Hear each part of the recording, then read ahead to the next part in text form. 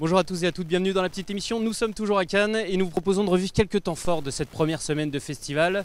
Une rencontre avec l'équipe de Flo, le biopic sur Florence Artaud qui a fait sa première ce vendredi soir au cinéma de la plage. Un retour en images sur la soirée d'Indiana Jones et le cadran de la destinée que sortira Disney. Et enfin un extrait de notre interview avec Éric Toledano et Olivier Nakache, le duo de cinéastes qui va repartir en tournée à travers les cinémas français pour une année difficile. La petite émission à Cannes, c'est parti, générique.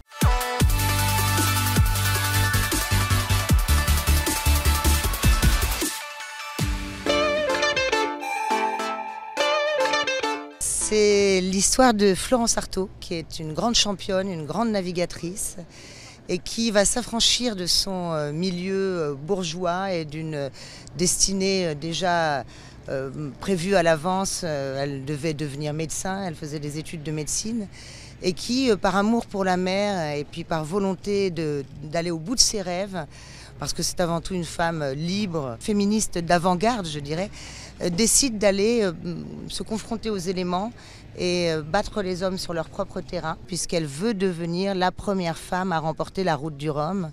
Elle ne se contente absolument pas d'être la première des femmes, elle veut être la première devant les hommes.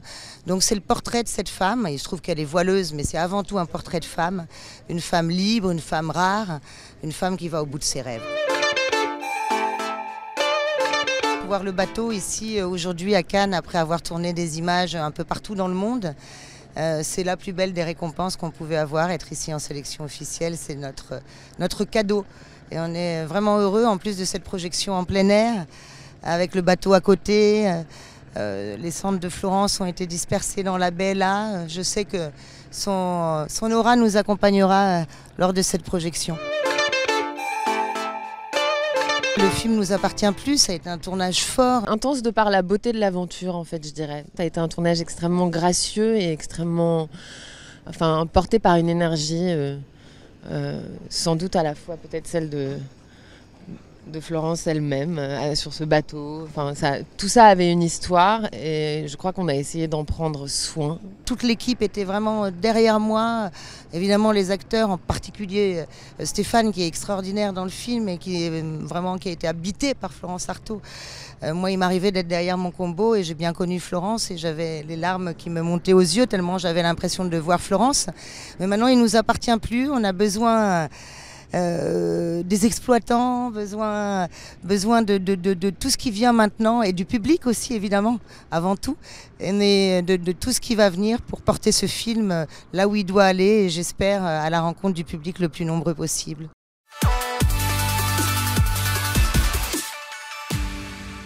On était un peu à Tanger, on avait le tuk-tuk qui était là sur notre ponton et puis on a essayé de faire une soirée à la Cannoise. On avait un gros cast, donc beaucoup de gens du monde entier qui voulaient venir à cette soirée. On a vécu un moment très particulier hier soir, l'hommage à Harrison Ford, je crois, qui a donné des frissons un peu à toute la salle et qui nous a donné des frissons. On a vu son émotion lors de l'hommage et à la fin de la projection. Et on est ravis de cette réaction du public. Pour nous, c'est un point de départ. Il nous reste 7 semaines pour sortir le film. On sort le film fin juin. Et cette première projection avait beaucoup d'importance pour nous. Le parallèle avec Top Gun est vrai et je l'espère en tout cas avec toute humilité parce que quand on voit la carrière de Top Gun, on va essayer de faire bien aussi. Mais c'est vrai que c'était un moment de cinéma de divertissement. Et je pense que le cinéma c'est ça, c'est de la diversité. Donc il faut des films d'auteur mais il faut également des films qui divertissent, qui font venir beaucoup de monde dans les salles. Ce film sort pour la fête du cinéma. Et c'était une sorte, on lançait la fête un peu avant quoi, et on donnait rendez-vous, parce qu'on va pas beaucoup montrer le film entre ces deux projections qu'on a fait hier soir et ce matin, et jusqu'à la sortie du film. Donc voilà, c'était un moment privilégié.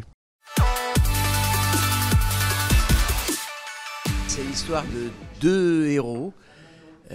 Albert et Bruno, qui sont deux surendettés, qui sont bardés de crédits à la consommation, de dettes, etc. Et qui, dans un atelier budgétaire d'une association qui les aide un peu à se remettre sur pied, vont un peu se gourer de salles et vont atterrir dans une autre réunion de militants écolos qui veulent sensibiliser les gens voilà, à la cause écologique, aux théories de l'effondrement.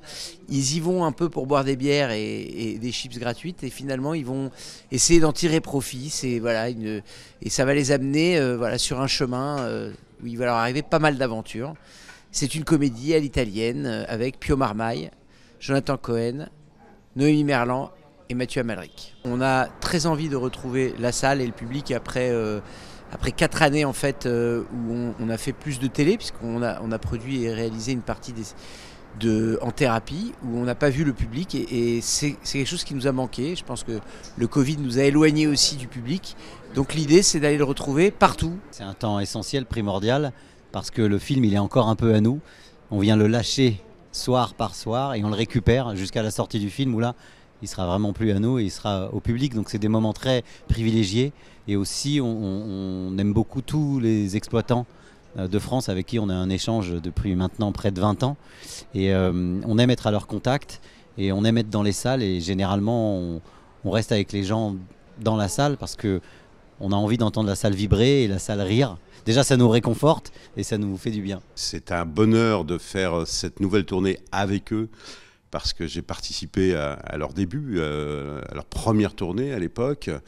Et c'était vraiment un immense plaisir d'imaginer une espèce de tournée totale. Il y aura 140 salles de cinéma.